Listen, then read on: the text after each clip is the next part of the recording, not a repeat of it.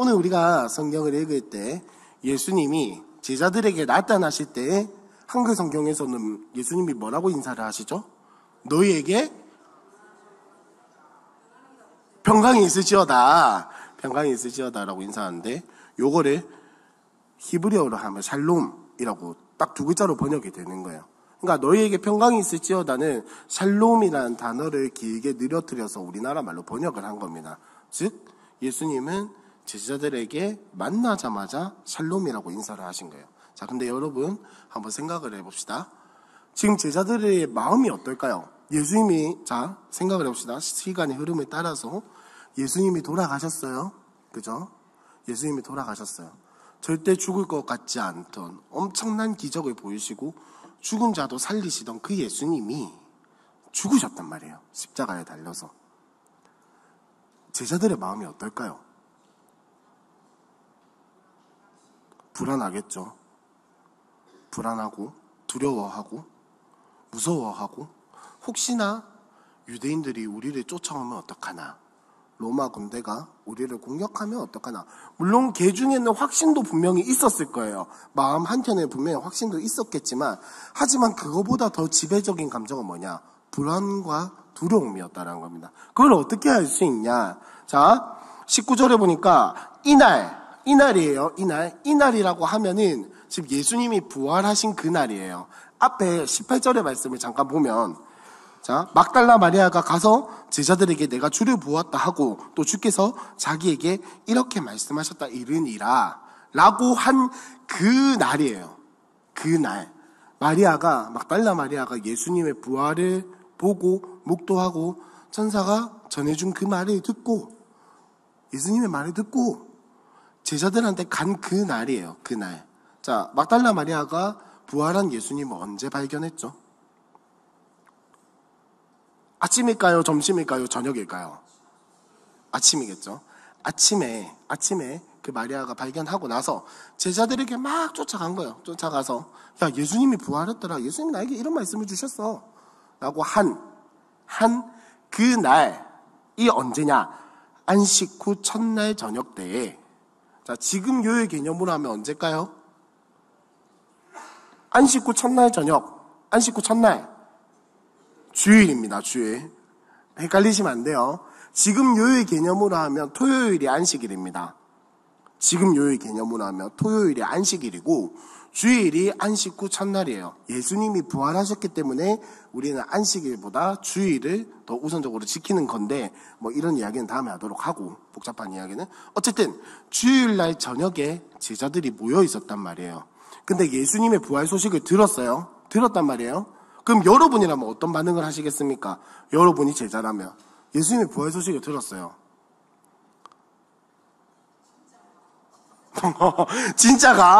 진짜가부터 나오겠죠? 진짜가부터 나와가지고 뭐 오만 소리에 다 하겠죠? 근데 우리는 보통 이렇게 생각을 해요. 야, 예수님이 부활하셨으니까 당연히 뭐 파티를 하든지 잔치를 보이든지 빨리 예수님을 모시러 가든지 뭘 하든지 해야 할 거 아닌가? 라고 생각을 하는데, 지금 제자들이 뭐라 하는지 한번 보세요. 성경을 다시 한번 보세요. 우리가 생각하는 그 일반적인 반응이 아니에요. 어떻게 하죠? 저희들끼리 모여있어요. 모여있는 것까지는 오케이. 모여있는데 뭘 하죠? 문을 다 닫아요. 문을 다 닫아요. 왜 닫을까요? 누구도 나를 안 봤으면 해서, 혹은 누구도 우리 사이에 안 끼어들었으면 좋겠어서. 자, 이게 반가운 사람을 맞이한 태도입니까? 아니죠. 무슨 자기네들끼리 비밀 파티를 할 것도 아니고. 아니라는 거예요. 그러니까 지금 제자들은 어떤 상태에 있냐? 예수님이 부활을 했다라는 소식을 들었음에도 불구하고 불안해하고 두려워하고 떨고 있었다라는 거예요. 왜? 예수님의 부활이 믿어지니까 안 믿어지니까? 안 믿어지니까. 물론 아리까리했겠죠. 제자들도. 완전히 뭐 안 믿지는 않았을까. 아리까리한 그 상황 가운데에서 그들을 지배하고 있던 마음 뭐냐? 불안과 두려움, 그리고 조조. 왜? 유대인 지도자들이 예수를 따르는 우리를 죽일까봐. 예수님이 죽은 이유가 뭐예요? 그러니까 우리가 아는 그 성경적인 내용 말고 요때 당시의 이야기로 하자면 표면적인 이유가 뭐예요? 하나님을 모독하고 하나님을 모욕했고 유대인들이 가지고 있던 그 율법의 말씀들과 이런 것들을 완전히 다 깨부셨기 때문에 유대인들이 싫어했잖아요. 그죠? 그러니까 제자들은 두려운 거예요. 적어도 딴 사람들은 모르겠지만 적어도 예수님이 12제자만큼은 예수님과 항상 함께 다녔고 그럼 사람들이 다 알아볼 거란 말이에요. 전마 예수랑 같이 다니던 놈이다. 알게 되면 어떻게 될까요? 자기도 십자가에 못 박혀서 죽을까 봐 두려워하고 있었다라는 거예요. 자, 그 상황 가운데서 예수님이 뾰롱 등장을 하셨어요. 문이 다 닫힌 집이에요. 문이 다 닫힌 집이에요. 아무도 드나드는 걸 알 수가 없어요. 알 수가 없는 그 상황 가운데서 예수님이 갑자기 나타나셨다라는 거예요. 이에 대해서 어떤 사람들은 어떻게 이야기를 하냐. 예수님이 그 제자들 가운데 변장하고 있었다 라고 이야기를 하기도 하고, 혹은 예수님이 부활하신 게 아니고 귀신 같은 그런 어떤 귀신이 나타난 거다 뭐 요렇게 이야기를 하기도 하는데, 그렇게 이야기를 하기도 하는데 예수님이 갑자기 나타나셨단 말이에요. 무엇을 뜻합니까? 예수님이 부활하셨다라는 거예요. 예수님이 실제로 부활을 하셨고 그 하나님의 아들이라는 그 권세 그대로 가지고 오셨다라는 거예요. 그러니까 사람으로서는 할 수 없는 일을 해내시고 계신 거예요. 그 말은 내가 그냥 죽었다 살아난 게 아니라 이 죽었다 살아남을 통해서 내가 하나님의 아들이고 나의 지금 정체성은 변하지 않았다라는 것을 보여주고 있는 건데, 그것보다 더 중요한 건 뭐냐면은 두려워하고 떨고 불안해하는 제자들을 향해서 예수님이 하신 말씀이에요. 뭐라고요? 샬롬이라고 하셨다고요. 샬롬. 너희에게 평강이 있을지어다 라고 예수님이 그 말을 가장 먼저 하세요. 누구보다 제자들의 마음을 잘 이해하셨다라는 거예요. 두려워하고 무서워하고 불안에 떨고 있는 그 제자들을 향해서 두려워하지 말라, 너에게 평강이 있을지어다 라고 말씀을 하신 후에 그 다음에 하신 말씀이 뭐죠? 한번 볼까요? 우리 같이 20절에 보니까 이 말씀을 하시고 샬롬이라고 말씀하시고 손과 옆구리를 보이시니 제자들이 주를 보고 기뻐하더라 라고 되어 있습니다. 내가 부활한 예수다 라는 것을 보여주시는 거예요. 보여주시고 그 다음에 21절에 세 번째로 하신 말씀이 다시 한 번 더 너에게 평강이 있을지어다 하시고 나서 아버지께서 나를 보내신 것 같이 나도 너희를 보내노라 라고 말씀을 하고 계십니다. 나도 너희를 보낸다. 아버지께서 성부 하나님께서 나를 이 땅에 보낸 것 같이 나도 너희를 이 세상에 보내겠다라고 예수님이 이야기를 하고 계세요. 무슨 말입니까? 예수님이 왜 이 땅에 오셨습니까? 아까 찬양했잖아요, 우리. 아까 찬양했잖아요. 그가 이 땅에 오신 이유. 뭘까요? 우리의 죄를 위해서. 맞죠? 우리의 죄를 용서하시기 위해서, 그리고 이 땅에 하나님 나라를 전하기 위해서, 이 땅에 하나님 나라를 건설하기 위해서 이 땅에 오셨잖아요. 그렇죠? 우리에게 생명을 주시기 위해서, 우리에게 영생을 주시기 위해서, 우리와 하나님과의 무너진 관계를 다시 회복시키기 위해서 이 땅에 오셨단 말이에요. 믿으세요? 정말로 믿으세요? 그것을 예수님이 지금 뭐라고 이야기를 하시냐? 이거를 회복시킨 나의 사역을 내가 너희에게 넘겨주겠다라는 거예요. 성부 하나님이 나를 보내신 이유가 뭐냐? 너희와 세상과 하나님과의 그 끊어진 관계를 다시 회복시켜서 재창조하여서 그 하나님 나라의 삶을 다시 살아가게 하는 그 사역을 이제는 내가 너희한테 위임한다라는 거예요. 위임한다. 내가 너희한테 넘겨줄게. 이제 너희는 그 사명과 그 소명의식을 가지고 살아가야 돼 라고 말씀을 하시는 거예요. 그리고 나서 예수님이 하신 행동이 뭐냐? 그들을 향해서 숨을 내쉬시죠. 뭘까요? 얘네가 졸고 있어서 정신 차리라고? 아니면 뭐 장난치고 싶어서? 그런 게 아니겠죠. 자, 숨을 내쉰다라고 하니까 뭔가 떠오르는 게 하나 있지 않으세요?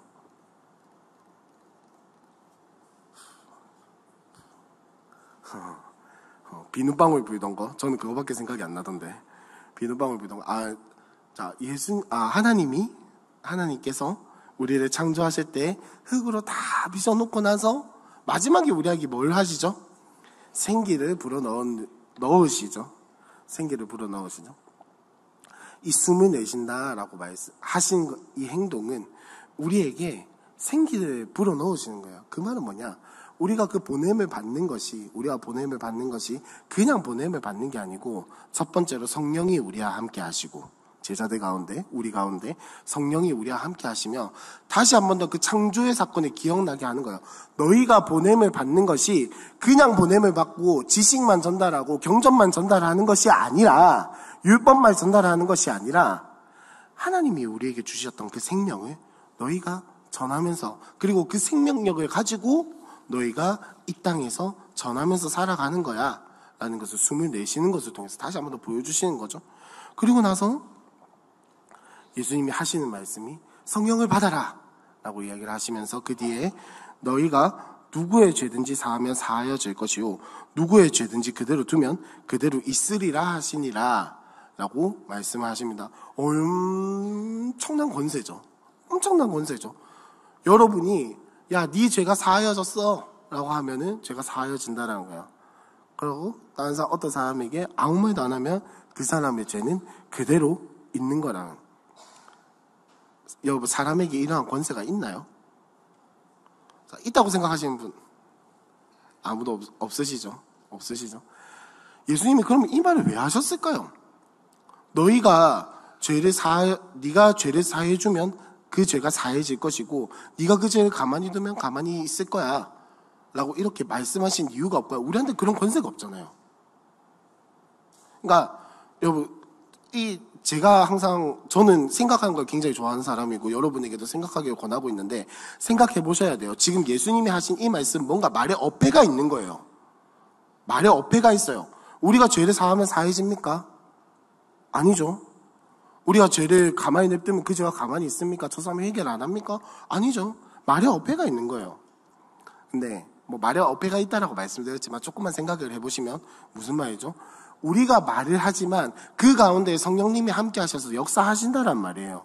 우리가 말을 하지만, 우리가 복음을 전하고 우리가 예수를 소개를 하지만 우리의 힘으로 그런 것들이 이루어지는 것이 아니라 우리의 말 가운데, 우리의 삶 가운데, 우리의 행동 가운데, 우리가 복음을 전하는 그 순간 가운데 성령 하나님께서 함께 하셔서 그 죄 사하는 것을 그 사람이 받아들이게 하시고, 예수를 믿게 하시고 복음을 받아들여서 그 사람이 함께 이 우리가 누리고 있는 복음의 삶을 함께 누리면서 살아가게 하겠다. 그것이 뭐를 통해 이루어지냐? 네가 말하는 것을 통해서 이루어지겠다 라고 말씀을 하시고 계신 거예요. 자, 그럼 지금까지 이야기를 종합을 해보면 무슨 말입니까? 제가 굉장히 막 이렇게 널브러뜨리면서 이야기를 했는데, 종합을 해보면 무슨 말입니까? 예수님이 이 땅에 오셔서 하셨던 사역, 예수님이 이 땅에 오셔서 죄를 용서해 주시고 우리와 하나님과의 관계를 회복시켜 주시고 하나님 나라를 이루어 가셨던 그 사역, 하나님 나라를 건설해 가셨던 그 사역을 우리에게 주셔가지고, 우리는 이걸 다 할 수가 없으니까 우리가 말하고 우리가 살아가고 우리가 행동하는 것을 통해서 성령 하나님이 역사하시겠다라고 말씀하시고 계시는 거예요. 그거를 위해서 너희가 부름을 받았고 너희가 내 제자가 되었고 너희가 하나님 나라의 백성이 되었으니 이제는 성령을 힘입어 그 삶을 살아가라 라고 말씀을 하시고 계시는 겁니다. 자, 여기까지는 좋아요. 제자들이 믿었어요. 그런데 12제자 중 하나로서 24절에 보니까 디두모로 불리는 도마는 예수께서 오셨을 때 함께 있지 않았어요. 그리고 나서 이 사람이, 도마가 제자들한테 가서 한 말이 뭐죠? 구라치지 마라. 죄송합니다. 험한 말이 나왔네요. 거짓말하지 마라. 뻥치지 마라. 야, 뭐 예수님이 왔다고 그 뻥을 치노. 너 지금 짜고 고스톱 치는 거지 아주 그냥. 이라고 하면서, 나는 그 예수님을 내가 직접 만나고 그 상처를 만져보고 그 구멍 뚫린 데다가 내 손가락을 이렇게 뺐다 넣었다 안 해보면 나는 안 믿을 거다 라고 이야기를 하고 있어요. 굉장히 현실적인 사람이었던 것 같아요. 이 도마라는 사람은 굉장히 현실적인 사람이었던 것 같은데, 자, 그런 말을 통 내뱉고 나서 8일 정도가 지났습니다. 다시 한 번 더 제자들이 모였을 때, 문을 닫고 있을 때 예수님이 다시 한 번 더 나타나시면서 샬롬 이렇게 하시죠. 그러고 나서 도마한테 가서 하신 말씀이 뭐죠? 예수님이 없는 그 자리에서 야, 거짓말하지 마 라고 뭐 웃으면서 이야기를 했는지 심각하게 이야기를 했는지 모르겠어요. 어쨌든 야, 예수님 만나가지고 내가 그 상처 안 만져보면 난 못 믿겠다 라고 하신 그 말씀을 예수님이 그대로 읊어주세요. 야, 네 못 믿는다고 했지? 내 상처 한번 만져봐. 내 상처 이 손에 구멍에다가 이렇게 쏙쏙 이렇게 손가락 한번 넣었다 뺐다 해봐봐. 도마 입장에서 얼마나 놀랬을까요? 세상, 저 없었는데 어디서 들었지? 아, 내가 하신 말을 다 듣고 있구나. 그렇게 놀라고 나서 도마가 고백하는 대답이 참 예술이에요. 28절 한번 보시면 나의 주님이시요 나의 하나님이십니다 라고 고백을 하죠. 이렇게 고백을 하는 게 성경에서 몇 명이 안 됩니다. 몇 명이 없어요. 이 정도의 고백을 하는 게. 자, 뭐 우리가 딱 생각나는 사람 베드로 정도, 그리고 서신서에 나오는 뭐 바울 정도, 그죠?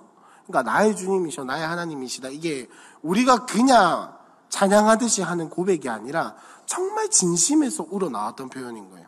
자, 예수님이 이 나의 주라고 하는 것은, 자, 주님이십니다 라고 할 때는 이게 우리는 되게 예수님을 지칭하는 단어라고 많이 생각을 하는데, 요때 사람들한테 주님이십니다 라고 하는 거는 아이고 무슨 님, 아이고 존귀하신 우리 뭐 누구님, 이렇게 이야기를 하는 느낌이에요. 이렇게 이야기를 하는 느낌이에요. 그러니까 성경에서 주님이시다 라고 할 때 반드시 이게 뭐 예수님이랑 연결이 된다든지 하나님이랑 연결이 된다, 이게 아니란 말이에요. 이게 아니란 말이에요. 굉장히 높은 사람한테 쓸 때도 이 주님이라고 하지만, 지금 도마는 진짜 진심으로 그냥 높여서 이야기를 한 것이 아니라 이 예수님이 나의 주인이십니다 라고 고백함과 동시에 이 예수님이 그냥 머리가 좋은 선생님 혹은 뛰어난 기적을 일으키는 사람 정도가 아니라, 아, 이분은 진짜 하나님이십니다 라고 고백을 하고 있는 거예요. 그러니까 도마는 예수님을 만나고 예수님의 말씀을 듣고 예수님을 만지고 예수님을 경험한 그 순간에 믿음이 생겨버린 거예요. 믿지 못하고 있다가 예수님을 만난 그 순간에 믿음이 딱 생겨버린 거예요. 그래서 예수님이 제자들에게 하시는 말이, 너는 나를 본 거로 믿느냐? 보지 못하고 믿는 자들은 복되도다 하시니라 라고 이야기를 하죠. 가끔 그런 생각 들지 않나요? 하나님에 대해서 막 진짜 속이 터질 것 같은 불만이 있을 때, 아, 진짜 딱 한 번만 예수님 만나면은 실물로 딱 만나가지고 인사하고 악수하고, 아, 예, 예수님, 이렇게 하면은 마음이 다 녹을 것 같은데, 그러지 못하는 내 현실이 너무 안타까울 때가 있지 않으세요? 아, 진짜 진짜 딱 한 번만 보면 이거 한 번만 딱 보면, 옆구리에 그거 딱 한 번만 보면 도마같이 한 번만 보면 딱 믿을 것 같은데, 마음이 녹아내릴 것 같은데. 하지만 예수님이 하시는 말씀은 뭐냐? 그거를 보지 않고 믿는 자들은 복되다 라는 거예요. 왜일까요? 우리는 이렇게 고백을 합니다. 내가 믿는 것도 하나님의 은혜다 아니다? 하나님의 은혜다. 그러니까 내가 믿지 못하고 있는 그 순간에도 하나님은 계속 우리를 위해서 일하고 계시다라는 거예요. 얼마나 복된 일입니까? 내가 뭔가 하나님께 잘하지 않았는데, 내가 예수님을 믿지도 않았는데, 이미 하나님께서는 내가 믿게 하기 위해서 밑작업을 탁탁탁탁탁탁 해놓고 계시다라는 거예요. 그리고 내가 믿고 나서 막 하나님과의 관계가 틀어졌을 때에도 그 관계를 회복시키기 위해서 내가 노력하기 전부터 하나님은 이미 노력을 하고 계신 거다. 내 삶 가운데 밑밥을 톡톡톡톡 다 뿌려놓고 계신 거예요. 얼마나 은혜입니까? 그래서 예수님이 보지 못하고 믿는 자들은 복되다라는 거예요. 보고 믿는 사람들은 어쩌면은 믿음이, 이렇게 말해도 되는지 모르겠지만 믿음이 뭔가 사라질 수 있는 근거가 있어요. 보고 믿는다는 것은. 너무나도 당연한 일이에요. 보면 믿을 수 있잖아요. 사람이 보고 안 믿으면 그게 비정상이잖아요. 그죠? 보고 안 믿는 게 비정상이지. 자, 여기 컵이 있습니다. 제가 여기 컵이 있다라고 말씀을 드렸어요. 보이니까 믿으시잖아요. 근데 만약에 이렇게 딱 숨겨놓고, 여러분 여기 컵이 있습니다 라고 말씀을 드리면, 여기서 제 말이 믿을 사람이 한 반 정도 계실 것 같고, 눈빛이 안 믿을 사람이 한 반 정도 계신 것 같아요. 정말 또 거짓말 치는 거 아니가 라고 하는 사람이 있을 것 같은데, 보고 믿는 건 참 쉬워요. 누구나 할 수 있어요. 하지만 보지 않고 믿는 것이 정말로 복된 일입니다. 보지 않고 예수를 믿을 수 있다는 사실이 정말 정말 정말 행복한 일이에요. 왜? 안 봐도 믿어지니까 어떤 상황에서도 믿을 수 있는 힘이 있는 거예요. 내 마음속에. 그리고 더불어서 내가 안 믿어지는 그 순간에도 하나님이 나를 믿게 하신 그 은혜를 생각을 해보면 내가 보지 못할 때도, 내가 느끼지 못할 때도, 내가 하나님과 가까이 하지 않을 때도 하나님은 나와 함께 하시는구나 라는 것이 경험이 된다라는 거죠. 자, 그래서 이 두 이야기를 통해서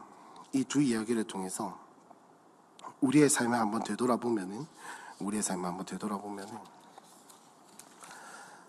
자, 요한복음 14장을 같이 잠깐 한번 보겠습니다. 요한복음 14장에 보면은 요한복음 14장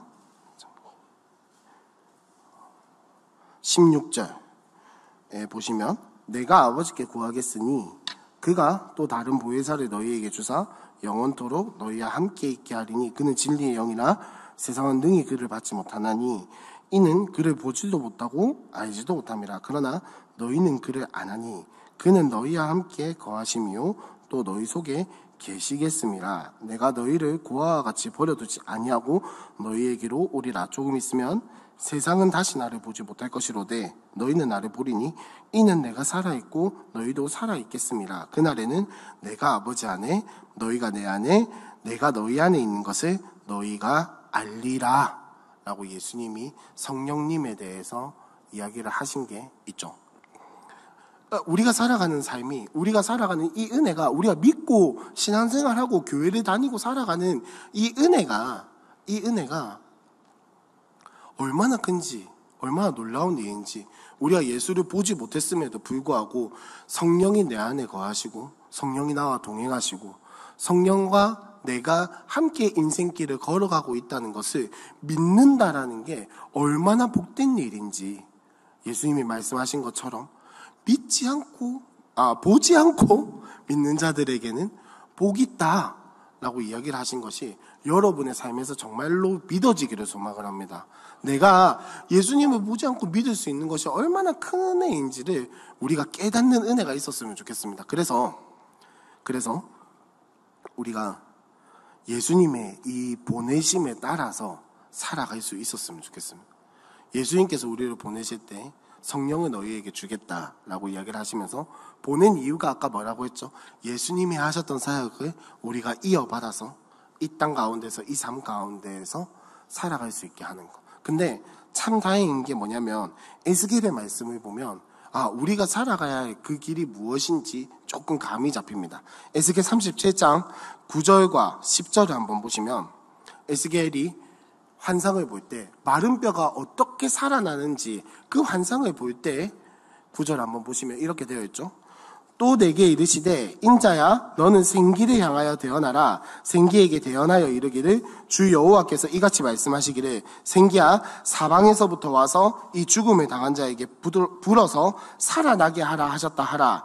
이에 내가 그 명령대로 대언하였더니 생기가 그들에게 들어가매 그들이 곧 살아나서 일어나 서는데 극히 큰 군대더라 라고 이야기를 하고 있습니다. 자, 에스겔이 환상을 보면서 하나님이 시킨 대로 하고 있습니다. 하나님이 뭘 시켰죠? 대언하라는 거예요. 무슨 말입니까? 생기를 움직이라고 말씀하신 게 아니고 부채질을 해가지고 생기가 저쪽으로 퍼져가게 하라 한 것도 아니고 예수님이 하신 말씀은 뭐냐? 하나님이 하신 말씀은 뭐냐? 흥분했네요. 하나님이 하신 말씀은 뭐냐? 생기에게 명령하라는 거예요. 대언하라는 거예요. 말해라. 그러면 생기가 그들에게로 흘러가서 그 마른 뼈들이 살아나서 큰 군대를 이룰 것이다 라고 말씀하고 계십니다. 실제로 에스겔이 그렇게 하였을 때 그 일이 일어나는 것을 보았어요. 우리 또한 마찬가지입니다. 우리가 막 힘을 써가지고 하나님 나라 이루어야 돼 이렇게 물론 노력하고 애쓰는 것도 필요하겠죠. 하지만 기본적으로 본질은 뭐냐? 내가 하는 게 아닙니다. 나는 말하는 것뿐이에요. 선포하는 것뿐이에요. 믿고 살아가는 것뿐이에요. 믿고 살아가는 것뿐이에요. 그때 하나님께서 에스겔에게 환상을 보여주셨던 것처럼 우리가 믿고 선포하고 그것을 바라며 나아갈 때에 하나님께서 생기를 움직이셔서 우리의 삶 가운데 하나님 나라를 이루어 가시고 하나님 나라를 전하게 하실 것입니다. 예, 아멘. 네, 우리의 삶에도 그런 역사가 있었으면 좋겠어요. 예수님이 그들에게, 제자들에게 숨을 불어주면서 너희가 이렇게 내가 너희를 보낸다, 너희가 이런 삶을 살아야 한다 라고 하신 것은 그냥 단순히 성령을 불어 넣어주기 위함이 아니에요. 우리에게 생기를 주셔서 이 에스겔의 환상을 보아서 그렇게 대언하여서 그 환상을 보았던 것처럼, 마른 뼈가 살아나는 것을 보았던 것처럼 우리의 삶 가운데에도 마찬가지로 대언할 때 우리의 삶에 놓여있는 마른 뼈들이 살아날 것입니다. 마른 뼈들이 회복되어서 하나님 나라를 이루어 갈 것이며 마른 뼈들이 살아나서 큰 군대를 이루어 갈 겁니다. 그게 가능한 이유는 성령이 우리 안에 계시기 때문에, 예수님께서 제자들을 보내시면서 숨을 불어주시면서 성령을 받으라 라고 말씀하신 그 예수님이 지금도 우리에게 말씀하시기를 내가 너희에게 성령을 부어줄게. 그러니 너희는 대언하면서 전하면서 하나님 나라를 전파하면서 살아가라 라고 말씀하십니다. 그리고 두 번째로 제자들 중에서 도마가 믿지 못했던 그 이야기를 보면서 우리가 이런 사실들을 사실 여러분 생각을 해보면 우리는 글로밖에 못 봤어요. 그죠? 제가 대신 연기를 한다고 해서 그게 실제로 드러난 건 아니잖아요. 그죠? 영화를 본다고 해서 달라지는 것도 아니고, 뭐가 듣는다고 해서 잘 설명된 책을 본다고 해서 달라지는 거 아니에요. 우리는 보지 못했어요. 경험하지 못했어요. 그럼에도 불구하고 믿을 수 있는 은혜를 주신 것에 우리가 또한 감사하면서 살아가야 할 것입니다. 보지 못했는데도 믿을 수 있는 그 믿음을 주신 하나님께 감사하다. 정말로 감사하다. 우리는 이 종이컵이 있냐 없냐 이것도 봐야지 믿어지는 그런 사람들인데 보지 않고 믿을 수 있다는 것이 얼마나 큰 은혜입니까? 그거 얼마나 감사한 일입니까? 이 놀라운 복을 받으면서 살아가는데, 이 놀라운 은혜를 누리면서 살아가는데 내가 한 것은 하나도 없고, 내가 내세울 수 있는 것은 하나도 없고, 내가 내 의라고 주장할 만한 것은 하나도 없는 그 은혜가 얼마나 복된지, 얼마나 감사한지 우리의 삶에서 고백하면서 살아갈 수 있었으면 좋겠습니다. 제가 오늘 설교의 제목은 예수 그리스도의 그들이라는 제목을 한번 잡아봤습니다. 무슨 이야기냐면 이 예수의 보내심을 받은 제자들이 그들뿐만 아니라 우리라는 거예요. 우리도 그 예수의 보내심을 받은 제자들이라는 겁니다. 우리도 예수님께서 파송하신 그 사람들이에요. 우리도 그들이에요. 예수님의 그들. 예수님이 보내신 그 정확하게는 11명의 제자 정도가 되겠지만, 가룟 유다가 죽었으니까 11명의 제자, 혹은 거기에 모여있는 몇몇의 사람들이겠지만, 우리 또한 마찬가지로 예수님이 보내신 그들이다. 우리 또한 마찬가지로 성령을 받아서 그 하나님 나라를 건설하는 사역에 동참하는 사람들이다 라는 것을 우리가 믿으면서 살아갈 수 있으면 좋겠습니다. 그리고 동시에 만지지도 않고 경험하지도 않고 보지도 않았는데 믿을 수 있는 그 은혜에 감사하면서 우리가 함께 살아갔으면 좋겠습니다.